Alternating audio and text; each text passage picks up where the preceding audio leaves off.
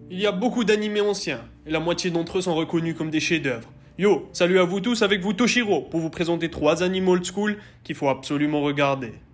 Yu Yu Hakusho. Si tu connais pas cette œuvre emblématique des années 90, aux côtés de Dragon Ball et Senseiya, va la voir ou la lire. T'es fan de Hunter x Hunter, oui je prononce le X, ben dis-toi que c'est son prédécesseur, car il est écrit par le même auteur, Yoshihiro Togashi. Yu Yu Hakusho, ça raconte l'histoire de Yusuke Urameshi, un jeune voyou de son lycée qui ne fait pas grand chose de ses journées, à part sécher les cours et combattre un peu avec Kuwabara. Il va pourtant sauver la vie d'un petit garçon et se faire écraser. Mort sur le coup, son âme rencontre Botane, une guide du monde spirituel, qui lui annonce que le grand Enma ne sait pas quoi faire de lui, puisqu'il n'était pas prévu qu'il meure pour sauver cet enfant. Yusuke se retrouve donc devant 2 possibilités. Soit il revient à la vie et deviendra détective pour le monde spirituel, soit il reste comme il est, mort. Je vous conseille vraiment de regarder cet anime, ou encore mieux, de lire le manga, car suivre les aventures de Yusuke est un véritable voyage, au cœur d'un monde sublime, que ce soit en termes d'écriture ou d'atmosphère.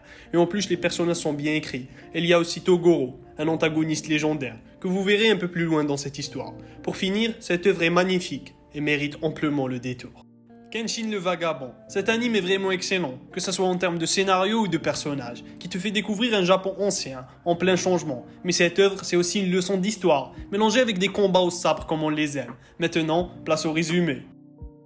Au milieu du siècle dernier, le Japon s'apprête à entrer dans l'ère Meiji. Passons à l'industrialisation. Les samouraïs n'ont plus leur place dans cette société moderne, où les guerriers sont moins utiles que les commerçants sans emploi. N'ayant plus le droit de porter le sabre, confrontés aux fusils et aux canons, les samouraïs vont peu à peu disparaître, pour entrer dans la légende.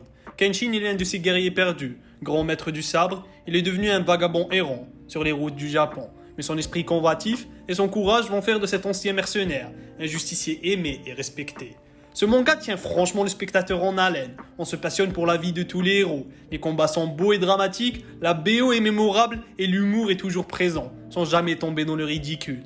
En soi, Kenshin le Vagabond est un gros classique, qu'il faut absolument regarder. Great Teacher Onizuka. Il fallait que je parle de GTO. Qui ne connaît pas cet anime? On a tous rêvé d'avoir un jour un prof comme Onizuka. Les cours seraient devenus bien plus intéressants. Bref, passons. Dans cet anime, on suit l'histoire de Eikichi Onizuka. Ancien voyou, chef de gang qui décide un jour de devenir prof, sa vocation n'a rien de noble. Ce qu'il veut, c'est pouvoir sortir avec les étudiants du lycée où il travaille. Ouais, un peu chelou, je te l'accorde. Pourtant, au fil des chapitres, on se rend compte que le sens de la justice et de l'honneur de notre héros vont l'emmener à devenir un véritable enseignant, doté d'une psychologie rare dans ce domaine. GTO met en scène des adolescents en quête d'identité, comme il en existe partout. Je vous conseille vraiment de regarder cet anime et de plonger dans cette histoire pleine de rebondissements et de surprises, parce que GTO, ce n'est pas que de l'humour et des bastons, c'est une vraie leçon de vie, que ce soit pour les grands ou les petits.